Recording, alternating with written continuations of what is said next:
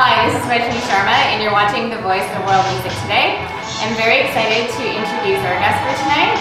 He is an extremely talented music producer, tabla player, as well as a DJ. He's worked with many other artists, including Madonna, Jay-Z, Nusrat Fateh Khan, and Bjork. So I'm very excited to introduce Talvin Singh. Hi, Talvin. Hi, how are you? Good, how are you? Good, very well. Thank you so much for speaking with us tonight. I am most welcome. So first off, if you can just tell everyone how you got into the genre of electronic music. I just kind of, was always surrounded around bits of electronic gear at home, and my father really, he always had all these kind of compressors around, and I kind of got into it. And I also grew up in an area where there was a lot of urban music made. But the electronic, thing kind of just emerged much later in my kind of musical observation. Okay, great. So, and you're also known as like the pioneer of Asian underground. And for those that are unfamiliar with that, can you please describe what that is? I'm trying to figure it out myself. Because it's a complete, music or any art form is a, it's a long journey, and so I couldn't really define any kind of genre in particular, but this particular style of music, really started getting kind of, a lot of buzz around it, because it was really fresh, and it was the first time where, this kind of Indian classical music aesthetic and minimal electronic sound, kind of got together in more of an urban way. Yeah. But actually, it goes back a long way, and way, long way before me. And after this tour, I'm touring with Terry Riley. Okay, And Terry was, he was one of the first people to kind of do a lot of, interesting electronic music experiments, and also started the minimalist movement in European classical music. Okay. He really broke it down, because like in Western music, there's a lot of notes which happen at the same time. Yeah. And so he came up with this minimal idea. And he actually got that inspiration from his guru, who was Pandit. Okay. And so, I think it started there, really. And it's funny how, like, after this tour, I ended up touring for 2 months with Terry, G, I call him. Yeah. And he's a wonderful person. I feel very blessed now, kind of invited to do that. And also to be here and, play the music. I have 2 wonderful, friends here. Mandipal, who used to actually live on my street. Okay.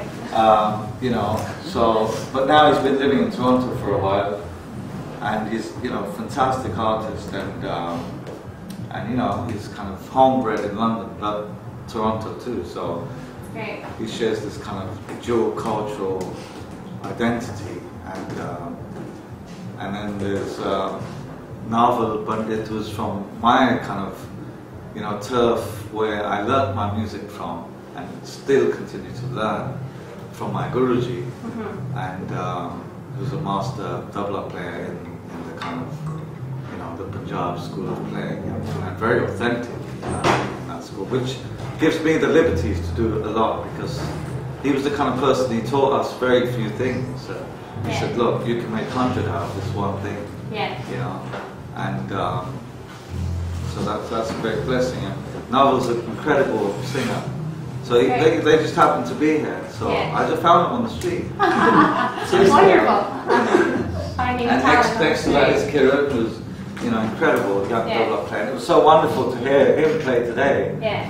And play his roots in classical music, but the way he accompanied and approached contemporary music with Anuj Rastogi's band was just.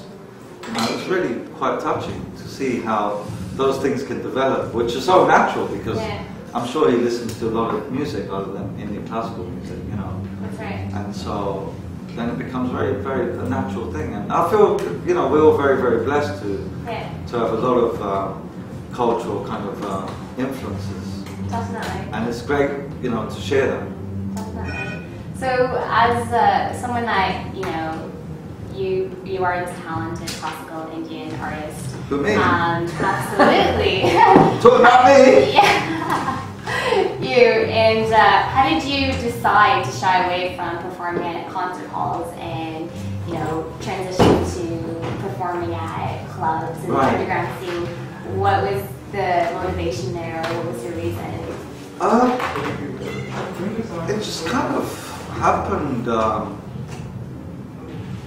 I kind of felt like in London there was a period, I was doing a lot of session work, and that lasted for 10 years. I played on a lot of records, a lot of pop records too.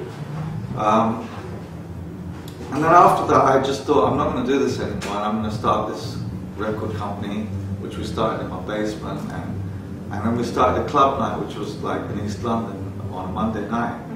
And within like 2-3 months there was, it took about 3 months, and then there was like 300 people queuing, which couldn't get in. Wow. And I could do nothing about it because it wasn't a huge place. And just Monday night, and went on till 3 in the morning. And there was some great times like with Lee Scratch Perry and Square Pusher. Even Bjork used to come down, get on the mic, and it was just this mashup. It was like a big mashup. That's great. And it's just happened kind of thing. But I don't think it just happened. I think it was, things happen when happening is a manifestation, but we have to dream, and we have to have a dream, and we have to write it on the blackboard or wherever, or under our pillow, and say, right, I really want to make this happen. And usually, if it's not about you, I want to make this happen because it's about me, it's less likely to happen.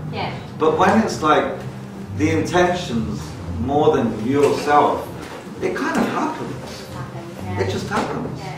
And that's why I suppose some of the spiritual masters have always said, look, just destroy the ego, And so in a way, for me to kind of, get this kind of like, buzz and this party going on, it was to do with a sound which we could all identify with, and we could share, we could nurture, and that was the kind of inspiration. That's great. And just to go on that point, for someone, a young artist entering the world music electronic scene, what are some words of advice that you That's give you, them? right? Sure, it can be me. What would you tell me? What should I do? I told you what about, should I write told you under my about pillow?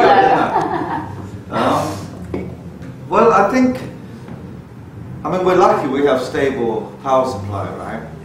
In India, some journalists asked me like, oh, well, so what do you think about the electronic music scene? After an hour interview in India, I didn't know what to say. I was like, well, ask me that question when we have stable power supply in India, right? So in India it's great because there's so much amazing music happening, and it's just incredible electronic music. It's just incredible, amazing, but it's still, it's still a long journey, right? I still want to hear something really, really fresh. And I hear it a few times coming out of India too.